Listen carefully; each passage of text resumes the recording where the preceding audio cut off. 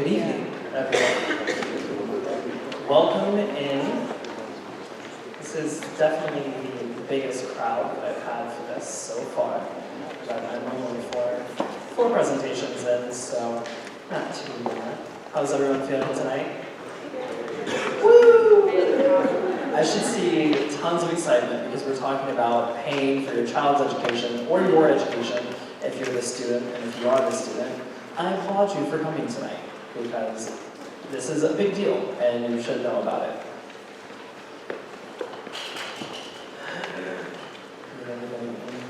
Just want everybody to know, I wore a suit today. It was really hot outside.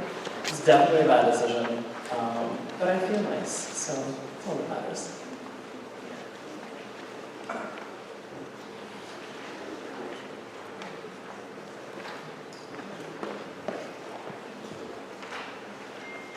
Alright, we will go ahead and get started.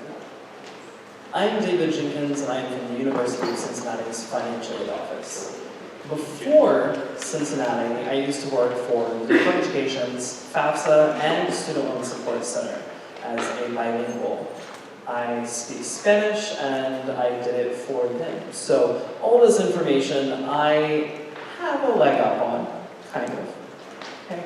And tonight we are going to talk about paying for your child's education, or paying for your education once again if you are a student. Congratulations, give yourself a pat on the back. I'm being serious. It's awesome. So first, we're going to start by talking about the goals of the financial aid office. Every school's financial aid office is going to have the same goals, okay? They're going to want to evaluate your family's ability to pay for school. We do this through an application. Okay? Then, we are going to distribute the limited funds that we have at our institution equitably amongst all of the students that we have. And then finally, we are going to help the student by providing them the best balance of gift aid and self-help aid that we can. Now, I did just mention two types of aid. These are general types, okay? So the first being gift aid. This is going to be any type of aid or assistance that your child does not have to repay. We all like free money, and this is that money. This is the free money that gets you up in the morning and says, wake up. Because it's awesome, it's free money, and all you have to do sometimes is fill out the FAFSA. So the next type is going to be self-help. These types are going to be a little bit more complicated. It's going to take a little bit more effort. Maybe a job. It's kind of sad, you have to do a job sometimes. Or repayment. So loans are part of this as well. Now, when I said things that you don't have to repay, we're talking about usually need-based aid. So aid that is based off of your family's ability to pay for school. Generally, these funds are given to you by the federal government. There are two very large grants that most universities offer that are federal grants. Okay? The first being the federal Pell Grant. This year currently, the maximum that a student can receive is $6,195. That is for the year. All of the amounts that I talk about are going to be for the year. They are going to be split in two if your student is going in fall, spring. That is a typical separation of any sort of financial aid fund or scholarship. Okay? The next is going to be the Federal Supplemental Educational Opportunity Grant. I apologize. We really like our acronyms, and that's the longest one that we have. Okay? If I ever say an acronym and you're confused, just stop me and say, hey, use your words. Okay? So this one, the funds generally run up to $1,200. Okay? Now the next is specifically to Ohio. Okay? So most schools in Ohio are going to offer you the Ohio College Opportunity Grant. I think that's the name. So that this year went up to $2,000. Last year it was $1,500.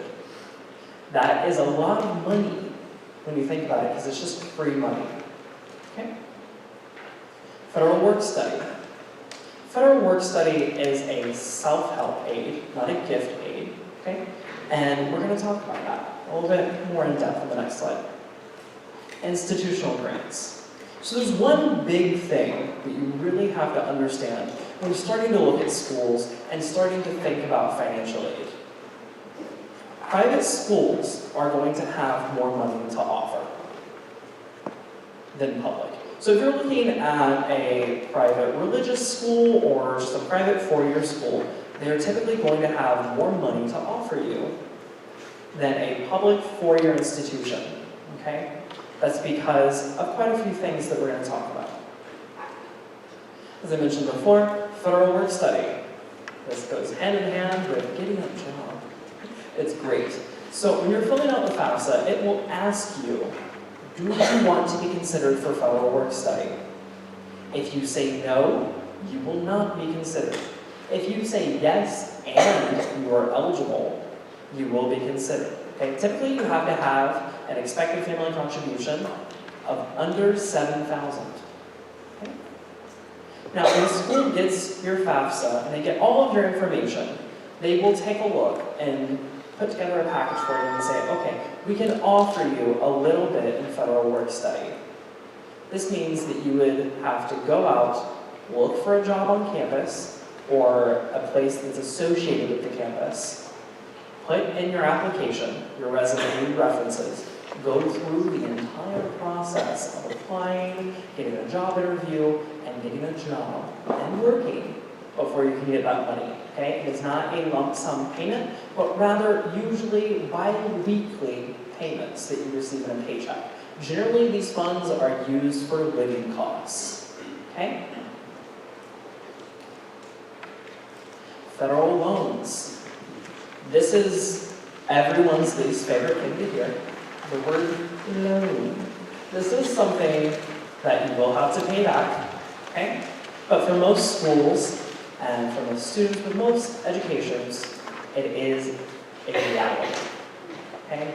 Most students do not graduate debt-free. You just have to go in with the idea that you are going to try to limit your debt as much as possible, but understand that it is real. Okay? Now, there are two main types of federal loans for undergraduate students. The first being the subsidized. It is a federal direct subsidized loan. The second is unsubsidized.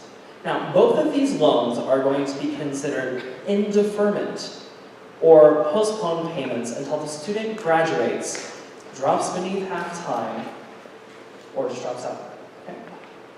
Now, these loans do have postponed payments, but there's something that is very different between the two of them. The subsidized does not accrue interest while the student is in school. Okay? Now, the unsubsidized, it does accrue interest while the student is in school, so it's best to limit the amount that the student takes of that kind of loan. Okay? Now, the Federal Parent Plus loan is another loan that the Federal Department of Education offers to parents. All you have to do is fill out the FAFSA, not be in default on your student loans, and apply for a credit check. Okay? It does not run on a FICO score or a debt-to-income ratio, but rather just adverse credit history. If you have an adverse credit history, no, awesome, here's a loan. It's pretty easy. Okay, that's an awesome question. So, half-time enrollment would be different at some institutions, but generally it is 6 credit hours. Okay? Now, full-time is considered as 12 credit hours. And each course, roughly, is about 3 credit hours. So you would be taking 2 or more courses to be considered half-time or more.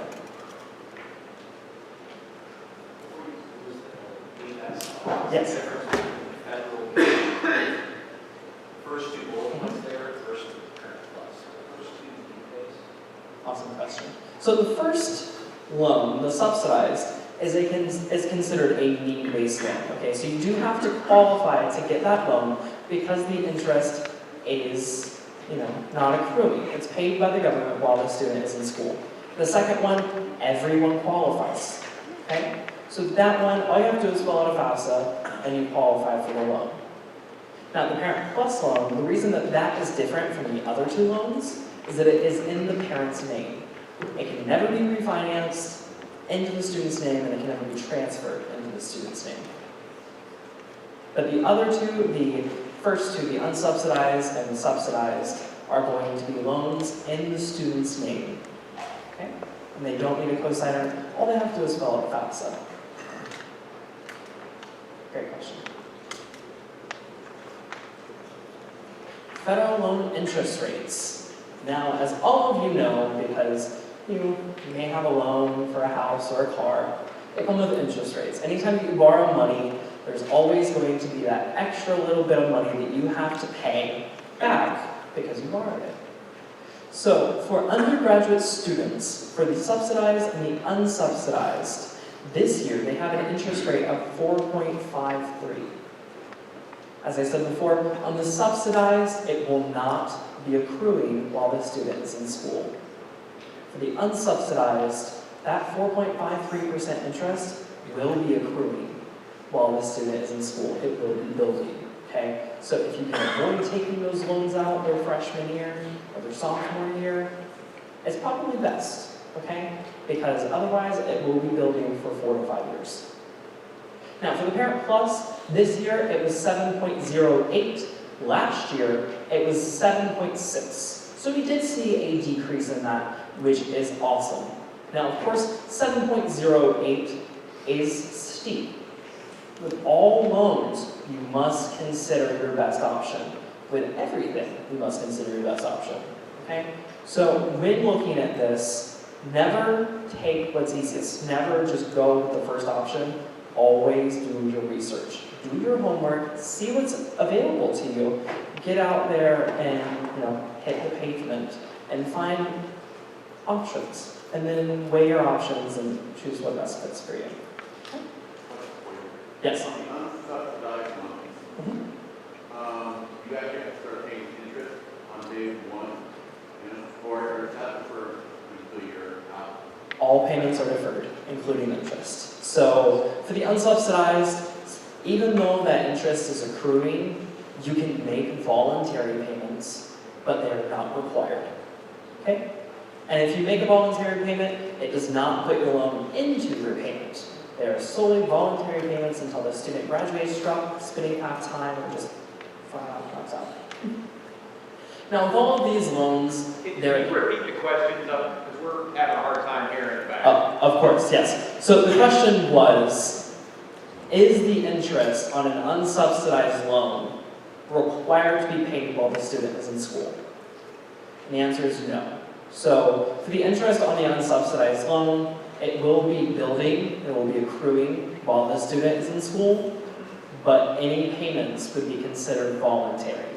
And if you make a voluntary payment, it will not put the loan into repayment. It'll just continue to be voluntary payments until the student graduates or drops to make half time. Okay. Now, with all of these loans, there is a thing called an origination fee. That means that the federal government is charging you to give you the money. Okay. For the undergraduate students, it is 1.059%. Now, that comes off the top of the loan. It is not in addition to. So if your student is offered a $1,000 loan, they will not actually be getting a full $1,000. They will be getting $1,000 minus $10.59. So when you're looking at bills when the student starts school, just know that yes, there is an amount coming off the top of that, and not the entire $1,000 loan will be applied to their tuition payment. Okay? Now, with the Parent Plus, it is the exact same, but higher. It is 4.236. If you are taking out a $10,000 loan, that's a lot of money just to borrow money. Okay? So always consider, your options, because other banks or loans may not have that. Something to consider. So there are some general criteria that students have to meet in order to be eligible for federal student aid. And it is just the student. If the parent doesn't meet this criteria, it is okay. Only the student has to meet this criteria. The first being that they must be in a degree-seeking institution or program. Okay? Now, for most students, if you're in a four-year program at a public institution, you probably are, but always double check. Okay? You must be a U.S. citizen or an eligible non-citizen. There's like 6 countries that are under the protectorate of the United States, and they count as eligible non-citizens. Okay? Or if you have 994. You have to have a valid social security number. Again, this is only for the student. If the parent does not have a valid social security number, there are procedures in place. Just ask me or your financial aid office. Male students must register for the selective service if you are between the ages of 18 and 24. Now, if your student is 17 and will not turn 18 until after their freshman year of school, it's okay that they're not registered that first year, but just remember that they do have to register. Now, as a part of the FAFSA, there is an option to register yourself for the selective service. When you're going through, it will ask, are you registered for the selective service? You can select no, you can select yes, and you can select register me. It's awesomely friendly and easy access, because otherwise you have to go to a post office. I don't even know where a post office is or how it works. I'm completely out of the loop there. So parents, if you want to take out a Parent Plus loan, as I said before, you cannot be default on your own student loans.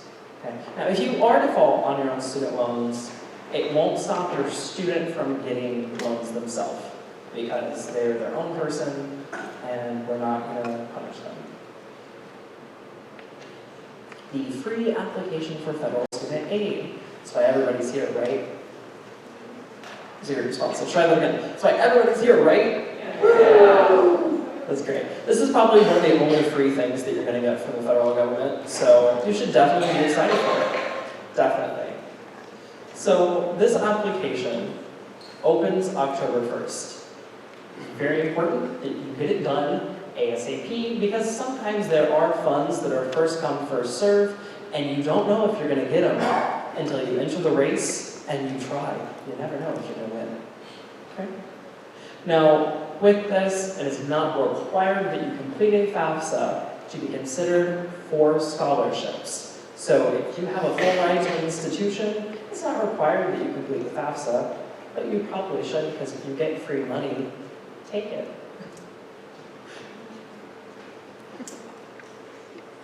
So to complete the FAFSA, you do have to have a login, just like Facebook, Instagram, Twitter.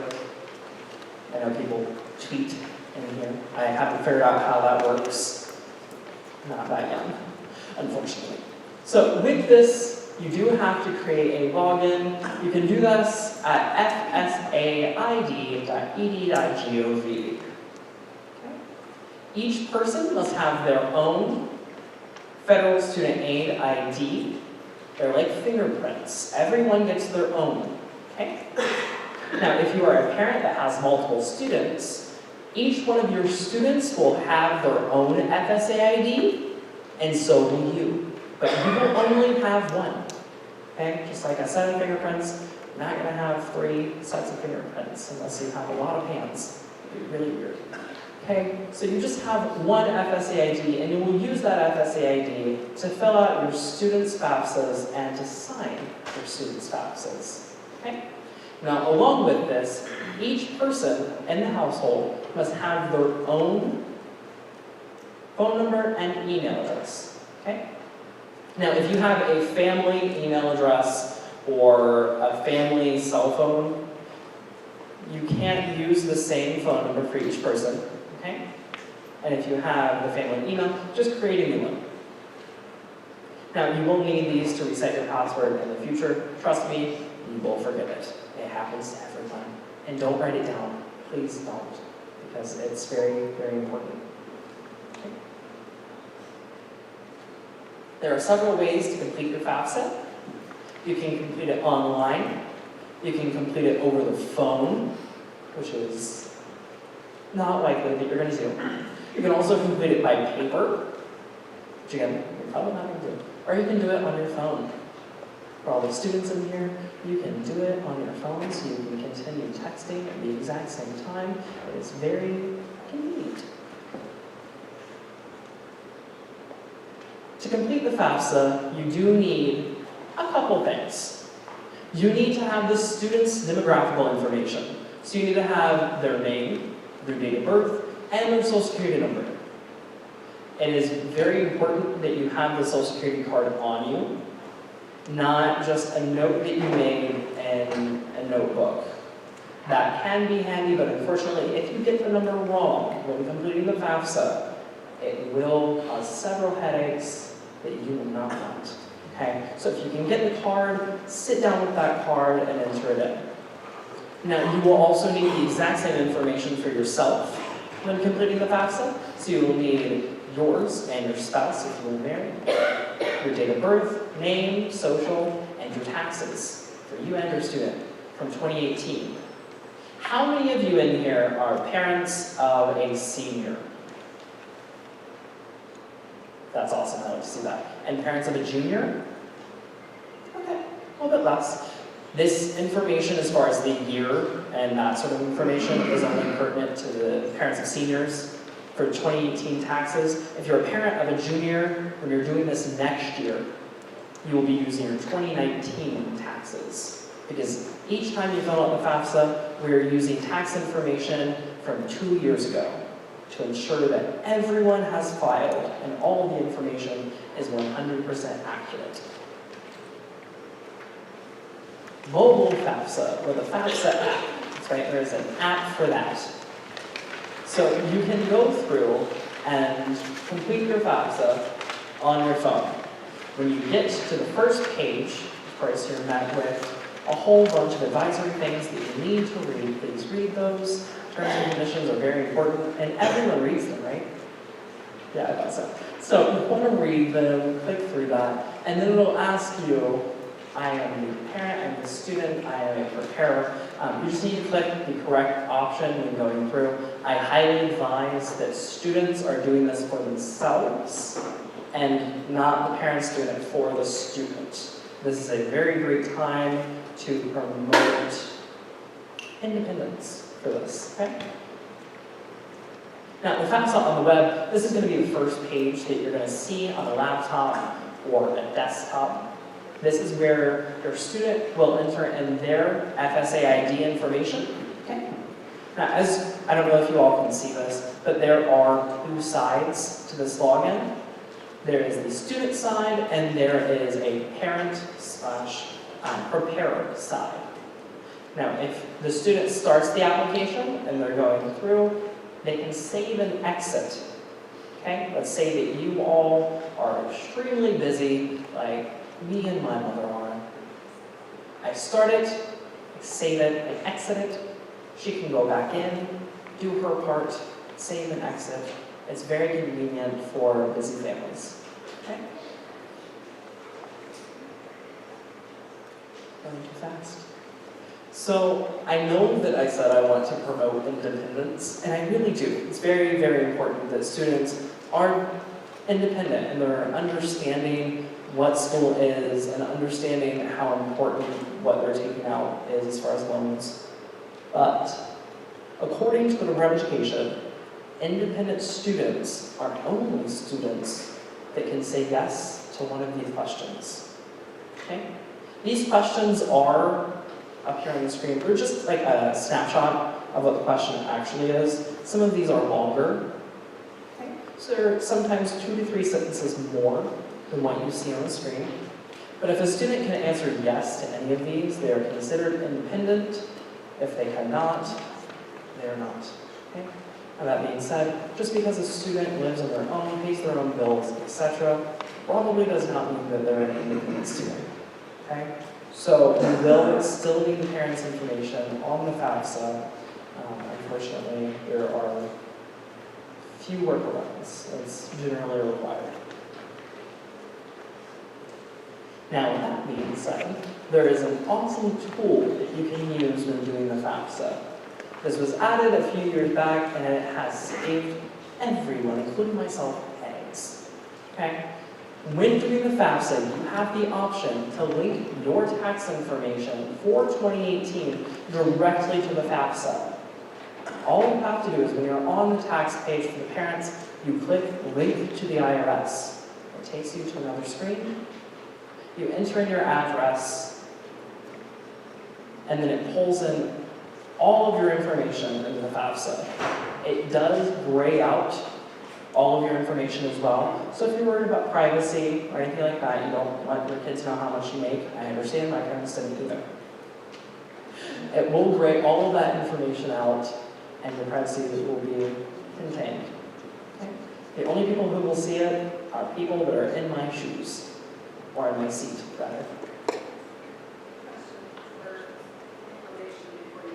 Yes? I don't know if anybody else here with the data retrieval has dealt with IRS fraud or identity fraud, and you can't do your electronic filing with the IRS. You have to make it the damage list. Correct, yeah. So I'll go ahead and repeat this. If you have had identity problems or any sort of problem with the IRS in which you have been given a specialty PIN to file or have had any breaches of security with the IRS, you are not eligible to use this, okay? And that is for your own security. As I said before, they did add the feature of graying everything out because social security numbers are not as easy to protect as one would think, so somebody can get a hold of that, okay? So they added that feature to protect you, but with some people, they do need the extra protection. So if you're going to be doing this, you're not eligible to use the IRS data retrieval tool, but rather you have to enter in all of your information manually. Determining the FAFSA parent. So it is 2019. Next year will be 2020. It's very hard to say. I don't know if you've done it recently. You should give it a try. Your tongue will get tired. So with this, we do have to decide who's going to be the FAFSA parent if you are divorced. Okay? The first thing to review is who did the student live with over the past 12 months the most? Okay, so from last October to this October, who did your student live with the most? If it comes down to an agreement, a court agreement or something to that effect, that says we will split 50-50. Okay? Then you have to look at who gave the student the most support, who paid the most for the student over the past 12 months. If it comes out again to 50-50, because you have an agreement for that, it goes to who makes the most. Generally, people say, okay, well, the person who made the least is the FAFSA parent. But that's how the Department of Education wants us to decide, because, again, we start with the family's ability, and if the parent that made the most has a good amount of money, we would want you to be honest about that and say yes. That way people who don't have the means can get the funds. Investments. There are several things that you need to include on the FAFSA, but there are also several things that you need to exclude from the FAFSA. Now, again, like I said, it's several, so the list is very, very long. I will not go over all of it, but I will give you a bit of information. On the FAFSA, next to almost every single question, there is a question mark. All you have to do is click on that question mark and it will break that question down for you. Okay? So you don't have to have this piece of paper or this presentation to look at when you're doing the FAFSA. You can just click on that question mark and you can say, what do I need to include? And the FAFSA will tell you. It will also tell you what to exclude. Okay? Now, the general breakdown is that you want to include 529 plans, UGMA plans, UTMA plans, anything that basically you are the owner of. Do not list the house that you live in. It is not a real estate investment. Okay? Now, if you have external houses that you use for renting, etc., those are considered an investment. Investment exclusions. The majority of things that are up here are mostly about retirement. Please do not include your retirement plan on the FAFSA. It is not an investment that can be used to pay for your child's education. It is meant for you to live after you're retired, which I hope to soon do. Joking. I'm cheating for that. That's okay. So if you have any questions when completing the FAFSA, as I said before, there is going to be a question mark on the application next to almost every question. You can click on it, it will open up a new tab. Sometimes it will just pop over the side, but generally it's a new tab to answer your question. Okay?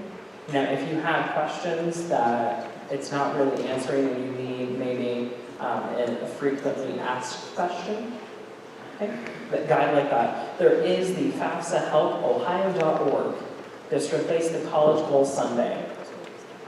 Okay? So you can go there. They have tons of resources and question banks that you can go to find the answer that you need. Then it comes down to my office. It's a beautiful office. I have tons of things. So what we do is start by determining a family's eligibility to pay. I've said this quite a few times, but what does that mean? So we take the free application for federal student aid, and there is a number that it gives us.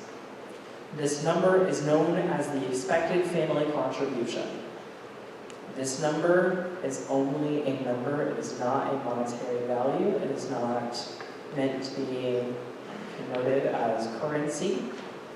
Okay? We only use it like a financial fitness score, something to determine how much your student is eligible for in need-based aid.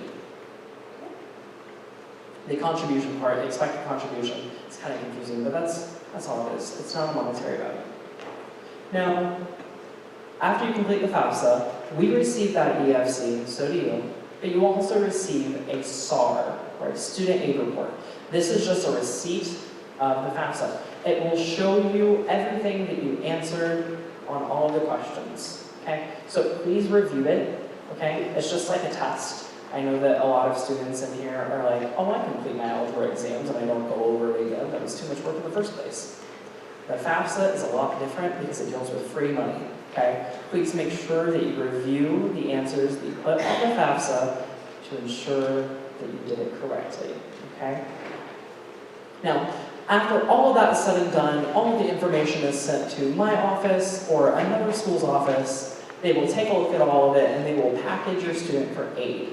Packaging is the word that we use to say we're just going to determine how much they're eligible for and write it down.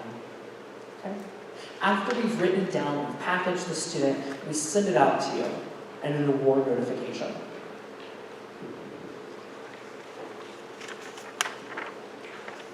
Awarding aid. So how we determine how much your student is eligible for and how we award it is by looking at all of the costs. There are quite a few differences in cost, okay? So when you're looking at a bill, it is very important to remember this. So if you're taking notes right now, this is going to be one of the most important slides to write down because it will save you stress later. Direct costs are things that you are billed for directly from the institution or university. This is going to be tuition, room and board, and fees. Okay? This is what will show up on a bill. Now, all the things that are not on a bill that an institution or university does not charge you for are known as indirect costs. Okay? This could be parking, transportation, food, room and board if your student lives off campus. Okay? Something to that effect. Things that will incur after the student is already enrolled, they're going through the semester. They sometimes happen little by little, not all at once on a bill. Now, all of these things put together are known as the cost of attendance. This is that huge number that you see when researching schools that makes you go, we all do it. It's okay, I get it. This is my favorite slide because it does make people open their eyes a little bit. Here we have three schools, College A, College B, and College C. College A is most likely a private institution that you're researching because your student really wants to go there and they have really good dining halls. Okay? Food is very important. It's no joke. Now, College B is going to be a public four-year institution, much like the University of Cincinnati, the University of Ohio. I think it's the Ohio State University. I'm not from there, I'm sorry. And then the third one, College C, is going to be kind of like our Blue Ash campus or Cincinnati State, a community school, vocational school, something to that effect. You can tell right off the bat that each one of these schools has the same expected family contribution. Okay? That number will not change at any of the schools. It will stay the same. They will all use it to determine how much you are eligible for in federal funds. Federal, very important. Now, College A, you can see right off the bat that they have much higher tuition than all of the other three. Okay? It's double College B and 4 times College C. That's kind of scary. It's not the only thing you need to be looking at. Room and board is the same at College A and College B. It's because they're probably not much different. Okay? Costs are probably the exact same. But that does make total costs go up. Okay? These are going to be your total direct costs that you are billed for at the university. Then you have books and all the indirect things that happen as the student goes through their year, okay? The main thing that you want to take a look at is the total cost. Right there, that big number. Because that's how much you're going to be billed for, and that's how much you need to figure out you're going to pay in one lump sum. Okay? Now, when you look at the 3 schools, they are going to have different numbers for scholarships and grants, but they're going to have the same amount for loans. Because they're federal loans. The scholarships, as you notice, are more at College A. As I said before, that's probably a private institution. They sometimes have larger buckets of money. Okay? Buckets is a fun word. So they usually have more funds to redirect to students to interest them in going to their school. Now, grants, as you notice, College A is offering more in grants, and that's probably because they can also offer more in university-specific or institutional grants because they have the money to do so. Loans, as I mentioned before, are the exact same because they're federal loans.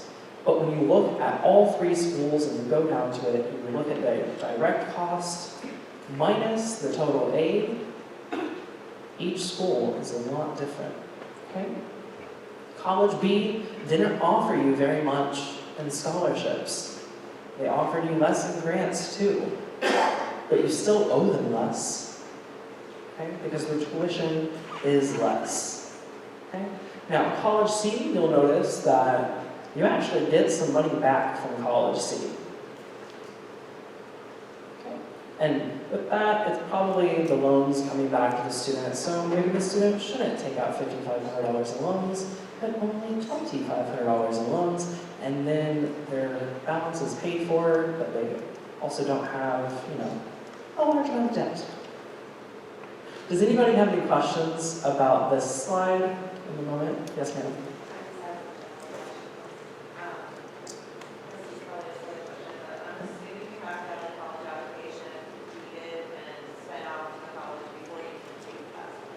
That is a question that I will get to. Yes. Any questions about this slide in particular?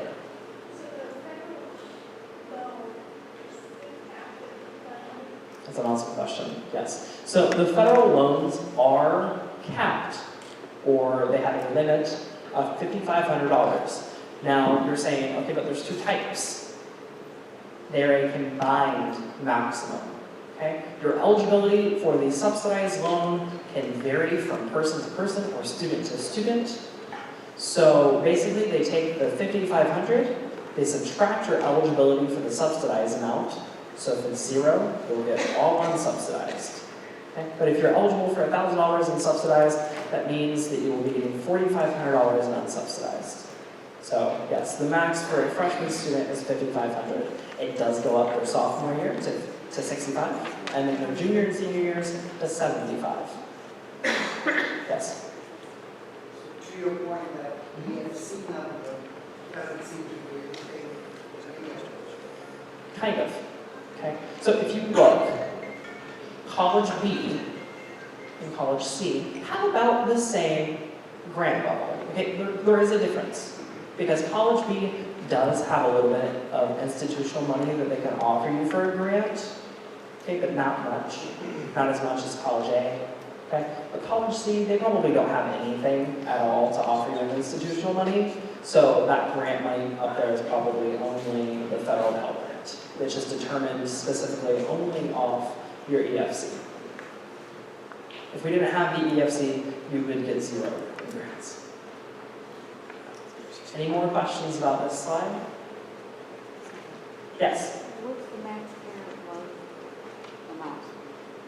Parent loan? The parent loans? So the parent loans aren't on here, okay? Just because, again, that out-of-pocket balance, I mentioned it on a later slide, but that's a balance that you need to look at, okay? And you need to evaluate where you're gonna get that funding from. There's several options. Oh, thank you, sorry, beneficial. So with the Parent Plus loan, there is a maximum, okay? After we take out all of the other aid for the student, we apply it to their cost of attendance. Whatever that remaining amount of cost of attendance is, that's how much you can take out. You can only borrow up to the cost of attendance. So there's no set max, like a sliding scale or anything like that you can look at, but rather it's just based off the cost of attendance.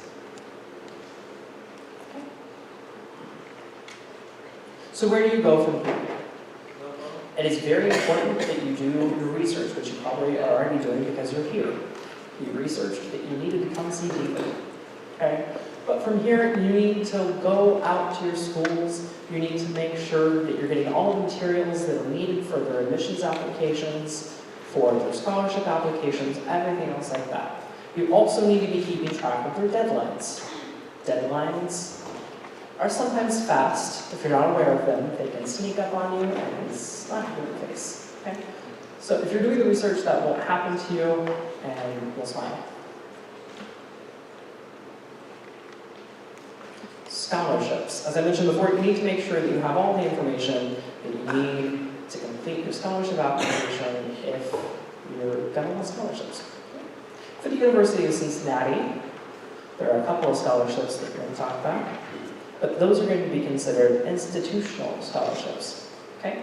Now, there are some private scholarships that you can take a look at. These are going to be from law offices, insurance companies, banks, pharmacies, that sort of thing.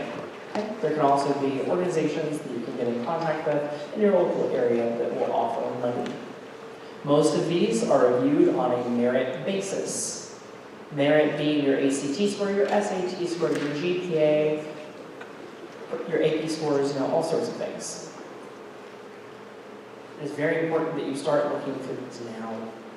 Okay? So if you're the parent of a senior or you are a senior, they're going to be posting those if they haven't already. And sometimes they would like to get those deadlines early so they can review and have all that information in and decide a winner before your graduation so they can tell everybody, Johnny got $5,000. Woo! Okay?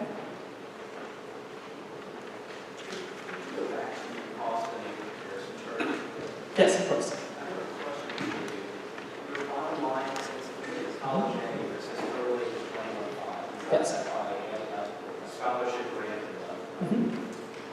The same thing happened in college B, because, and I'm not trying to point out that here, is there an error or something carved out? Because if you add up scholarship grant and loan, it looks like it has like 14.5, which should go 11.5. Did somebody get excluded there, or is that just an error? It's just an error. Okay. And then like in the college C, for example, if we're deducting the $10,000 A from the $10,000 cost of attendance, should that be 0? No, because that's not what you're looking at. So you do not want to look at cost of attendance minus total aid when looking at this comparison chart. You only want to be looking at the total cost, the just above estimated cost, books and miscellaneous, that total cost line, that's what you actually want to be looking at. And again, the math down there is wrong, I'm very sorry, it should be 4,000 would be the credit. Exactly. Now, this is only to show you that your total cost or your total direct cost that the university will bill you, okay? The total aid is taken from that amount and not your cost of attendance. Okay? So your aid is being applied to your bill, which is your total cost, or your total direct cost. Okay, thank you. Thank you. So as I mentioned before, the University of Cincinnati has quite a few scholarships. The main one being Cincinnatus. It's an awesomely fun name. So Cincinnatus is our campus-wide scholarship fund that most freshmen are considered for. I say most because we have a deadline, okay? So every student, if they want to be considered for scholarships, must complete their admissions application, their Common App, by December 1st. That is a very important date. Does anyone know why? It's my birthday. It's a trick question. None of you are going to know it. Okay? So this date is extremely important because they have to have everything in. Everything. So test scores, their final transcripts, everything in. So don't wait a month out on November 1st and request your transcripts and your test scores. Please do it early. Make sure that your counselor or your administrator has enough time to do that paperwork because there's a lot of students here at the school, okay? Now, for every university, they're going to have different deadlines. Please make sure that you're researching these deadlines. And every college will have their own, okay? So a department or a program within the university is going to have their own deadline sometimes. And it could be earlier than the overall university. Okay? So just make sure you're aware.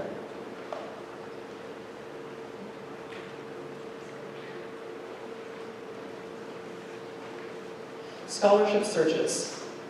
As I mentioned before, there are private scholarships out there. It's very important to start looking for them now. So here is a great resource for you. This slide has a ton of different websites that you can go to, places to look for these private scholarships so that you can get a leg up in researching it. Okay? Now with FastWeb and some of these others, you will find that the scholarships are not only for the student's freshman year, but for every year that they're in school, okay? So don't just do it the freshman year and then think that you're good because that award could not be renewable. It might be renewable, but it probably won't, okay? So you need to be making sure that you're looking every year to find that free money and get you as much free money as you can. Okay?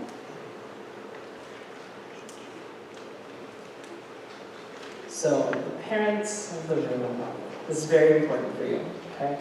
This is the point where you need to get your kid, sit down if you have the time, and go over money management tips and budgeting, okay? My mother made me sit down and take notes for hours, learning how to budget and understanding just how expensive I really am. She wanted to prove it, not just tell me I'm expensive. She wanted to prove it. So she made me sit down with her bank statements and write down all of the costs that I made her incur. So mean.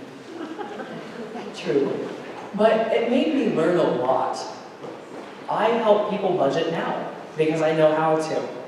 Okay? So it's very important to help your student understand this is how much you really cost. You are an expensive kid, I promise. And this is how much you can earn at a job, or this is how much your scholarships are, and this is how you're going to get through school. Okay? And it should be on a month-to-month basis, not just a semester basis, okay? Because there are some charges that, or costs that happen every month and not just the fall and spring semesters. Things to consider. So as I showed you that wonderful comparison chart, apologies that the math was wrong. I was a Spanish major. It was a joke. I am really good at math. I didn't do it. So the things to consider are that the university is not just a price tag, okay? It's not just about how much that cost of attendance is and how big it is, especially if they're giving you aid, okay? Now, it is also not how much scholarship money they give you. If they're giving you, $10,000 in scholarship money, but you're still gonna owe them a ton, is it worth it? Or can you find another school that you're just as happy at, that you can get the same education, but for less debt? So it's definitely something to be thinking about and to consider. Remember that award letters will come out, but they will not be as quick as you may want them. Okay? For the University of Cincinnati this year, we sent ours a month and a half after admissions decisions were sent out. Okay? We sent them out by email, by PDF, and that gets me into something really important. Make sure your student is checking their email constantly, okay? I check my email more than I check Twitter or Instagram or anything like that, because there's all sorts of important coupons that I find. But in reality, there's all sorts of emails that they're going to be receiving for their university that are very important, and if they don't open that email, they won't know, okay? For our aid awards this year, students weren't opening their emails, and therefore they weren't finding out how much money we were offering them to come to our university. Thus, the parents calling me and wondering why they didn't have it yet. But it was there the whole time. So just make sure that your student is checking their email over the next few months for your senior parents and for your junior parents. Just make sure they're getting into that habit. I have a question on that. Yes? Is it true that there's a deadline to accepting that money? Sometimes, yeah. And that's why it's extremely important. So there is sometimes a deadline for accepting that money. Okay? So Johnny doesn't open his email until a month later when you go, hey Johnny, did you open your email? If he was too late to get that scholarship, he was too late. Okay, so if he doesn't keep an eye on his email, and he misses that email, and it said, accept this by May 1st, and it's May 2nd, no going back. Okay, he missed it. So that's why it's so important to keep your email open, check it constantly. Okay? Now, for the University of Cincinnati, we do not have a specific deadline to accept your scholarships. You just have to confirm by the May 1st confirmation date. That's a national confirmation date. Okay? Now, for some families, your information that you're putting on the FAFSA is old. Okay, it's from 2018, so things have changed in 2 years. I grew a beard, so obviously your financial information in your household can change. Okay? If that is you, please contact your financial aid office so that they can know to talk with you, see how much that change was, and see if it will affect how much aid you're getting. Okay? Now, this is my contact information. This is the general contact information for the Student Financial Aid Office at the University of Cincinnati. Once again, my name is David. If you have any questions, please feel free to call that 2420 line. We are always there at 8 to 5, Monday through Friday, answering your questions and sipping coffee, because our office is cold. All right, I will now take questions for the next few minutes. Do we have a microphone going around, or can we?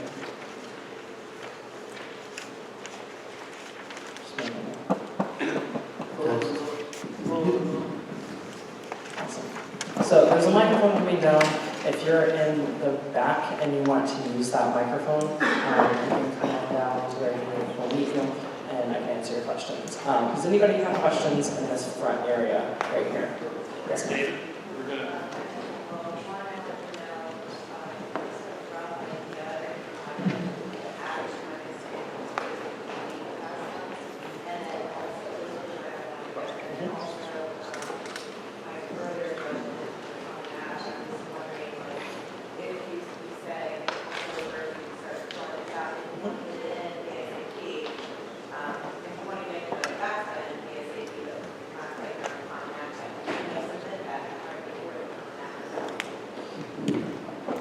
Yeah. So time frames as far as average time it takes to complete the FAFSA, when you need to complete the FAFSA in comparison to your Common App, So the FAFSA can take you 45 minutes to an hour to complete your first time.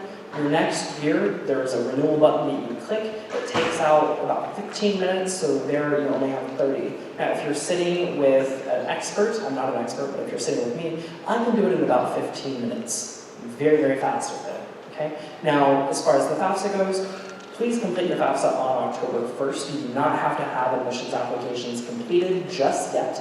You can complete the FAFSA and list up to 10 schools that you're thinking about applying to. Now, if you wind up applying to a complete different 10 schools, you can change all 10 of them, okay? But please complete it as soon as possible. If that means putting in filler schools because you're undecided, you can do so. And then after you complete the FAFSA, work on your admissions applications. Yes? You filed an extension for 2018, or not through October 15th. So, for your taxes.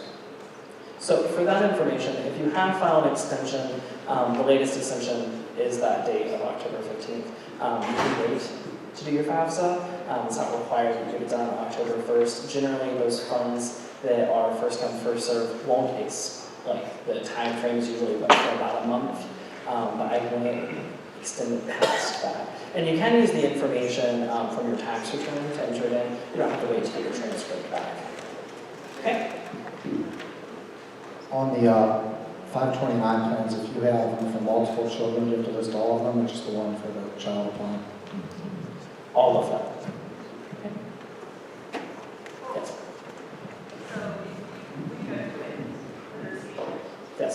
So on the ones, so I have to report both 529s for both his. You should, yes. And if you'd like, I can research that and answer that question at the end of the presentation. You can use much of one for every you switch one from your younger people.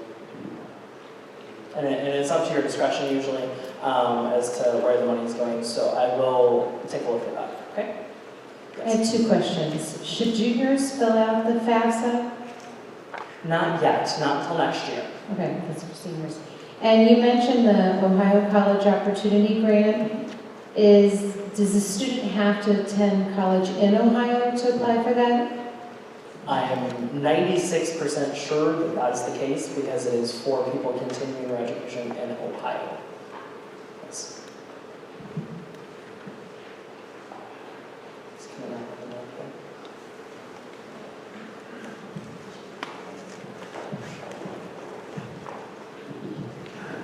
there. Regarding when you set up the FAFSA ID, do a husband and wife both need their own ID, or is it just one ID for both? It's an awesome question. So only one parent has to have an FSA ID, okay, if it is a married couple. Okay, so only one parent has to have it because only one parent has to sign it. Now, that does lead me into something that I think I forgot to mention, but it's on the slide. If you are a divorced parent and you are remarried and you are the FAFSA parent, you must list your new spouse's information, okay? Their social security number, their date of birth, their name, and their tax information for 2018. Even if you were not married in 2018, but you're now married, okay? A financial aid office will find out that information. You didn't list them and make you list them anyway. Yes? Is there any connection between the FAFSA loans and the UC scholarships? So FAFSA and loans go hand in hand. So you have to complete the FAFSA in order to be eligible for loans, okay? Now, for scholarships at the University of Cincinnati, it is not required to complete the FAFSA. However, for the first year, it is recommended just in case you need it. Now, for the subsequent years, if you decide that, we have everything managed with the scholarship and our own savings, you can forego the FAFSA in the following years and still get the scholarship, just not the loans.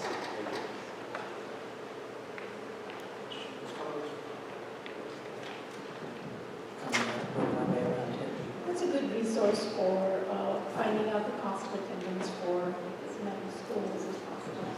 Admissions pages, okay? So each school is going to have an admissions page or an admissions interface that you can take a look at. And since they want you to go to their school and they want you to give them money, they're going to tell you how much it's going to cost. So that information should be readily available on our admissions screen. It'll be cost of attendance. Yes? So last year, my niece applied, did everything good FAFSA. I was not into the detail of their information, but she got to the point that if she received another scholarship, it wasn't going to change anything because something else was just going to be reduced. So is there a point where they actually can't get any money because of the FAFSA? Kind of, yes, okay. So if your student fills out the FAFSA and they are offered so much in aid and then they wind up getting a ton in scholarships, they cannot go up past the cost of attendance. So they can only go up to the cost of attendance and they can shake its hand. Now, if they get more scholarship money, they can reduce their loans, okay? As far as grant money goes, a school will usually not allow you to lower the student's grant money to give them their scholarship, whether it's institutional or federal grants. But as far as their loans go, we are always willing to lower their loans to let them have another scholarship because we do believe in students graduating with the least amount of debt possible.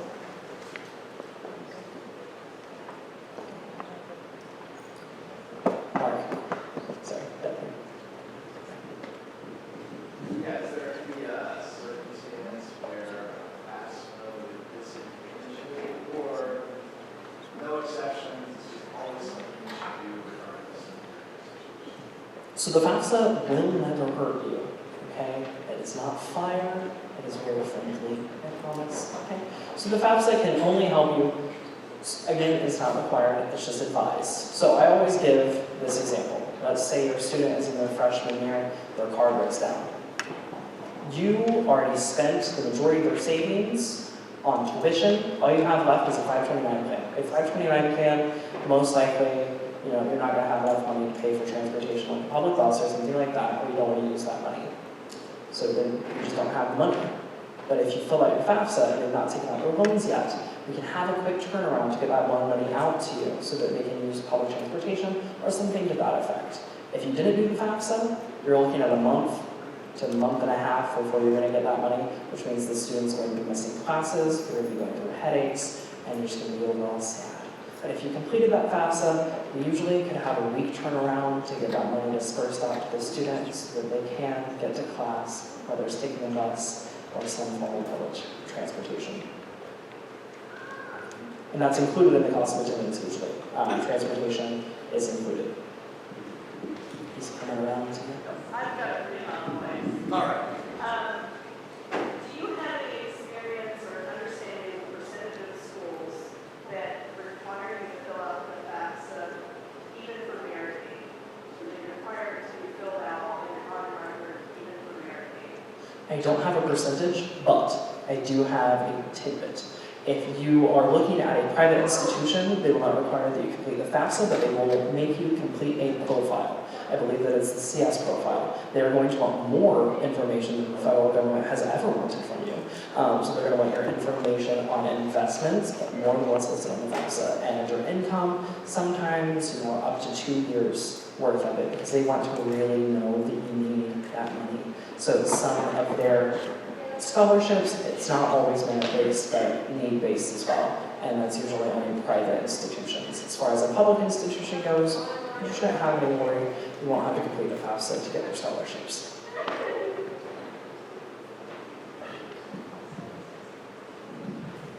So, just for example, if your, say your EFC is 20,000, does that mean up to 20,000 you cannot, the parents have to take the loan and the kids can only, they only get to take the loan beyond the EFC? Are the parents No, so responsible for that money? yeah, it's a great question. So if the EFC is 20,000, that number is only to help us determine how much they're eligible for in need-based aid.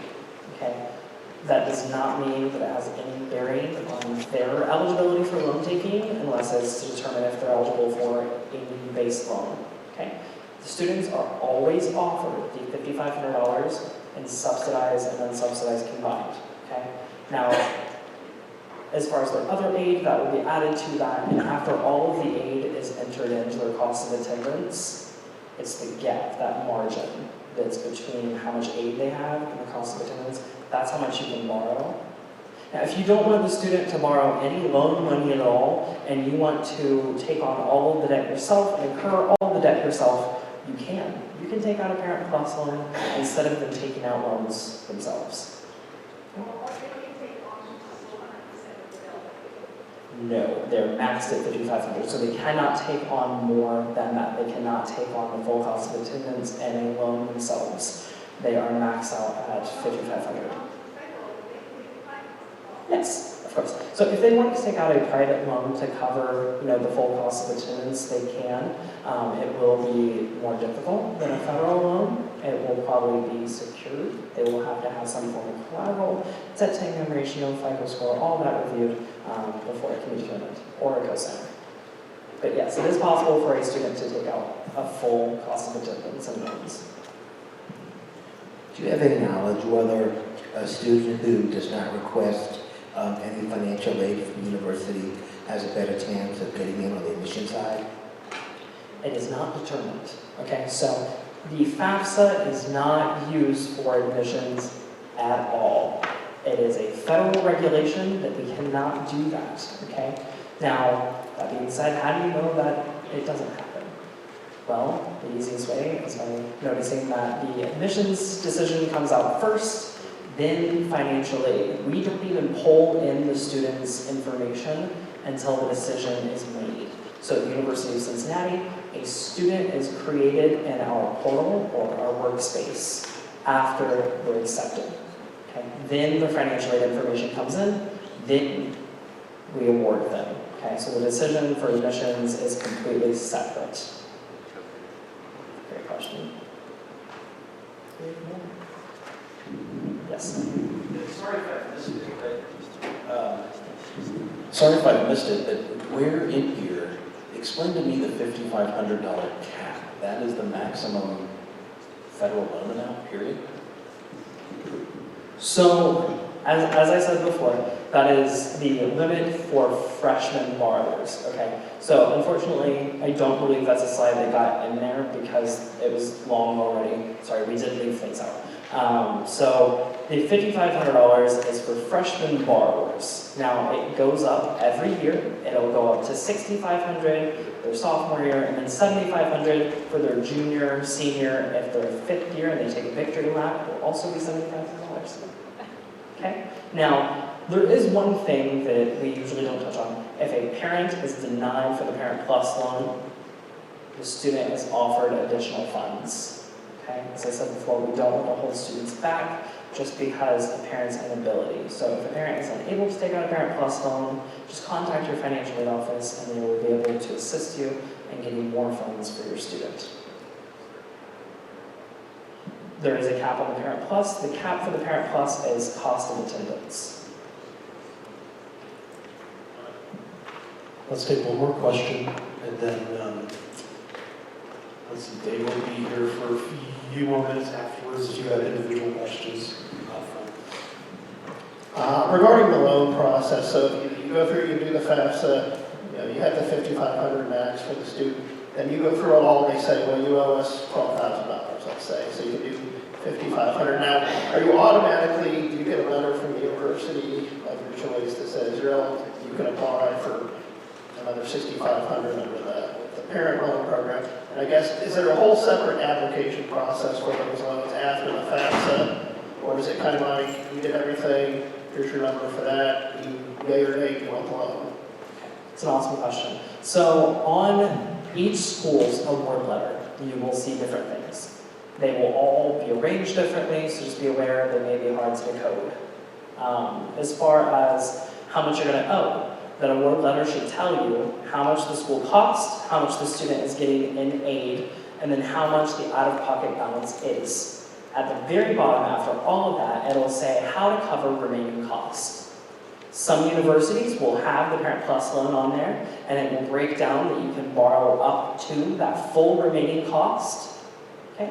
Now, some schools will leave that off and just say that you can pursue outside loans. It is unfortunately against federal policy that we push you in one direction or the other to a specific lender.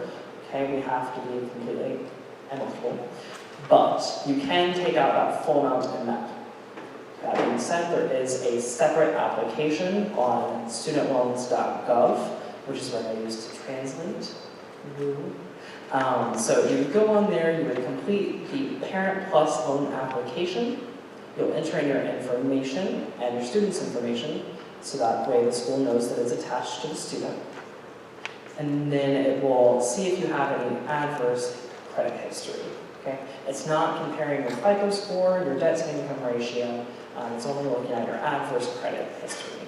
So that, for example, a bankruptcy, Chapter 7 within the last 7 years, or Chapter 12, over $2,500 roughly, and delinquent credit cards, default loans, etc. What was the website again? Studentloans.gov. And it is never www. You will not get to it. So just type in studentloans.gov by itself and it should route you correctly. Or you can Google it. All right, if there's any other individual questions, David will be here at the front to take those. Thank you for coming in tonight, and we will have this posted on the council or the high school website as soon as possible. Thank you. Thank you all, and thank you for laughing at my terrible